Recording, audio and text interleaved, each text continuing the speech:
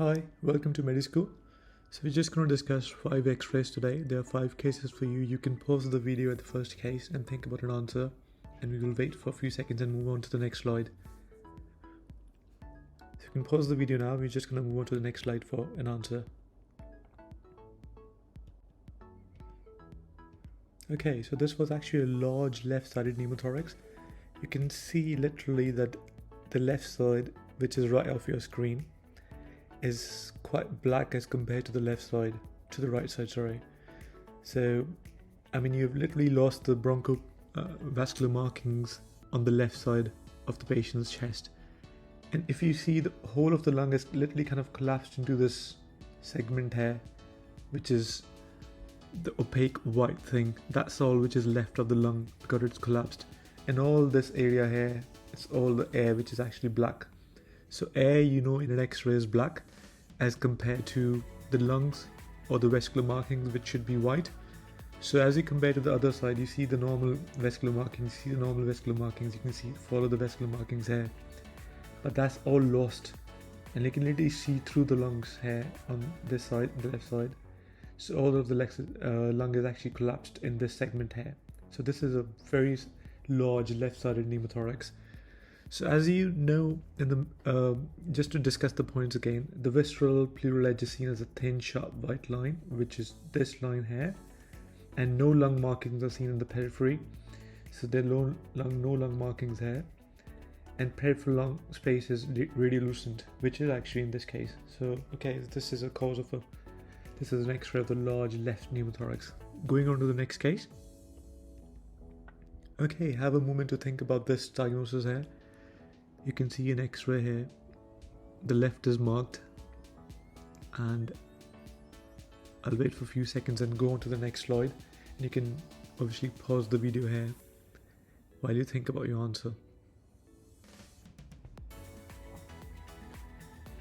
So this is a large left pleural effusion with a midline shift, which is a mediastinal shift. You can literally see the white out of the left lung. This lung is all white out. There's nothing here, because white is like something which is more opaque than lungs, which could be either blood or fluid or consolidation. So this is literally white out of the left lung, which is usually the case if it is a massive fluid fusion in that side. And this is so massive that you can see the trachea has kind of moved onto the right side. Trachea is kind of tilted on that side, which is called the mediastinal shift. So the extra fluid on the left side is moved the trachea in that direction. So this is the trachea. You can literally mark the trachea here, and this is actually moved, if this is the midline, and that's kind of moved onto the right direction. So this is obviously a very common X-ray which comes in exam, and you should know the common causes which can cause unilateral large pneumothorax. And some of the causes are malignancy, which you should know. And it could be a pneumonic effusion or empyema, or pulmonary embolism, sometimes a TB. An important thing to know is in pancreatitis, the fusion is mostly on the left side, as in this case. While in Meek syndrome, it's usually on the right side, and also in hepatic hyperthorax on the right side. This usually comes in exam. So you should know that the pancreatitis is usually on the left side, and Meek syndrome and hepatic hyperthorax are on the right side. In this case, it's a left-sided massive pleural effusion, and you're going to go on to the next page. Okay, have a moment to think about the case 3, and we will go on to the next slide with an answer.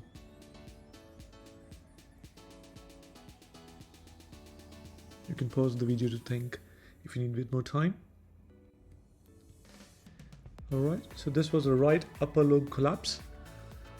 So you can see in the right upper lobe collapse there's increased density in the upper medial aspect of the right hemithorax. You can see here there's an increased density. If you compare to this side, you can see a normal lung there, but on the right side you don't see a normal lung there. You see something is not right, which is like it's more opaque. It is more opaque because the lung has literally collapsed into a solid chunk of mass. So it's in a collapsed lung, there's no air, so there shouldn't be any black stuff there, so it's all white now. So this is literally the collapsed lung lying here, which is the upper lobe of the lung. And the next thing is elevation of the horizontal fissure. You know this fissure is usually around here, but it's kind of moved up there. So the elevation of the horizontal fissure is next sign you see, and also you see the elevation of the right hilum. In this case, the hilum might not be very clear, but usually if you compare the left and right hilum, the right one should be more upwards. It's pulled towards the collapsed lung. So revising again, so you see increased density on the right upper medial aspect of the right hemithorax. You see the elevation of the horizontal fissure, and you see elevation of the right hilum. Going to the next case. Okay, have a moment to think about this. You can pause the video as well, and we are going to go to the next page with an answer in a few seconds.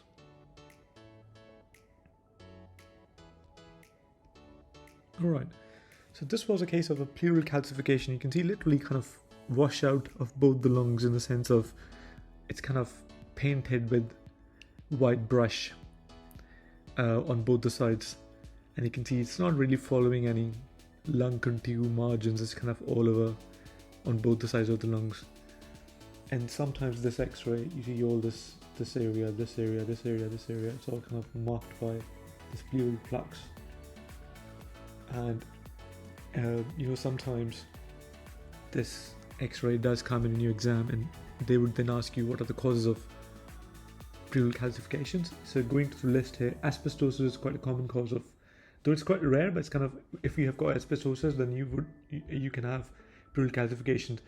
The important point here is typically there is sparing of the costophrenik angles. So usually this should be kind of spared if it is because of the asbestosis. Costophrenik angles are spared. Other causes could be prior pneumothorax, which is treated with pleurodesis, or prior TB, silicosis, histoplasmosis, rarely radiation therapy, mesothelioma, old empyema, and hemothorax.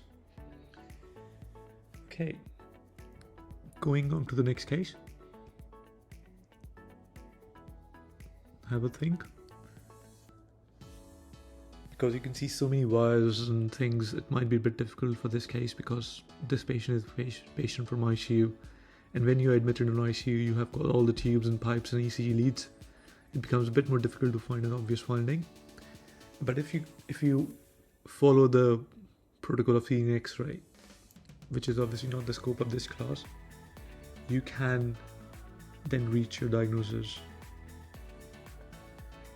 Okay, you can pause the video to think about an answer here, and I'll go into the next page of the slide with an answer. Okay, so this is basically a nasogastrial tube which is literally gone in the wrong place. So this is the nasogastric tube. You see this has gone to the wrong place, into the right lower lung.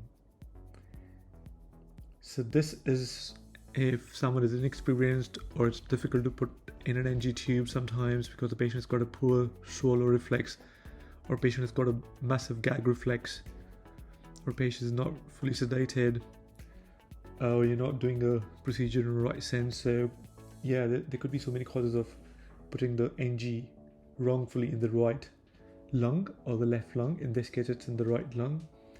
So this can literally cause so many complications like pneumothorax on that side, or even if someone hasn't checked it properly, you can feed the patient in the lungs. That might be such a catastrophic event in the sense of aspiration and pneumonia.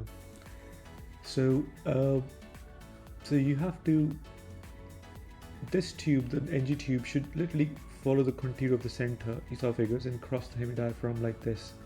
But obviously you see it's kind of going into the lung, right lung.